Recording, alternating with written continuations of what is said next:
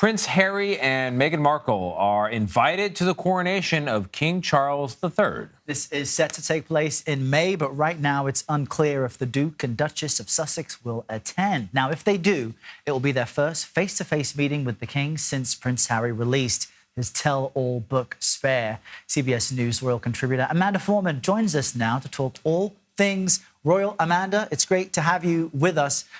Is the invitation a surprise after the release of this book and all of Harry's dirty laundry, effectively?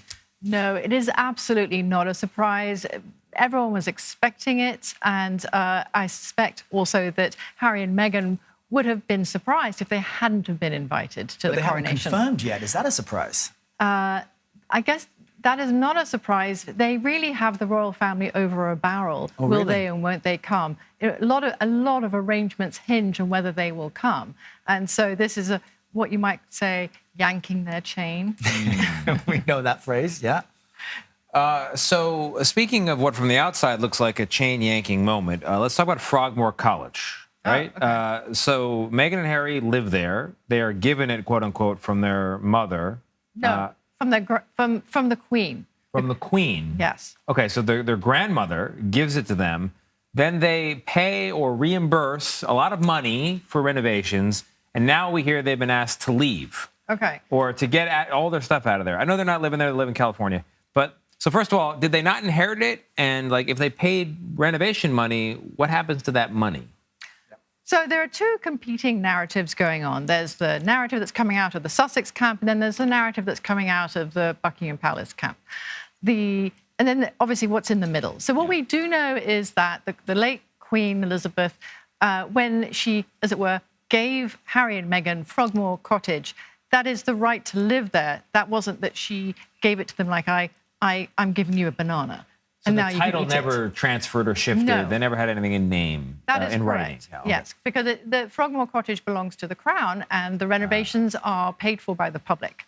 That is, Harry and Meghan went over the budget, and they paid the excess back to the royal purse, as was correct, and that was very good. It was like a $3 million renovation. I can't tell how big it is from these pictures. It looks quite remote. I guess it's intended to be private. I mean, it's relatively big. It was actually several cottages, and they put it together, and it did need renovating. I mean, this was the kind of house that didn't have mixer faucets. You know, you had a kind of separate hot and a cold, and I think in the 21st century, you might want to be able to have them come out at the same time. Yeah. Things like that. Let me ask you this, because the coronation is supposed to be effectively the reset for King Charles. He's now in charge of the monarchy. This is his family, and this is how he does things. But with the cloud of Harry and his trauma that he's now publicised, plus, you know, more kind of entertainment aspects of it, Elton John, Adele, some English celebrities saying they won't be the performers, they're too busy. How does all of this impact what's supposed to be King Charles's big day?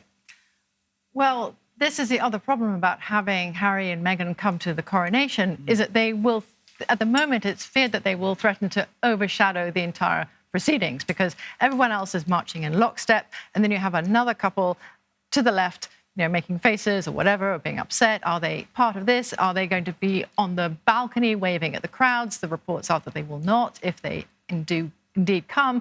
So there are a lot of things in the air which, you know, threaten to, as you say, overshadow King Charles's big day. On the other hand, it's a huge 3-day holiday, and that doesn't overshadow, you know, nothing like that gets overshadowed. There'll be parties in the streets, you know, the normal thing that the Brits like to do. English parties, which are quite reserved, but still the point. And you say don't read too much into celebrities saying they can't attend. They're busy.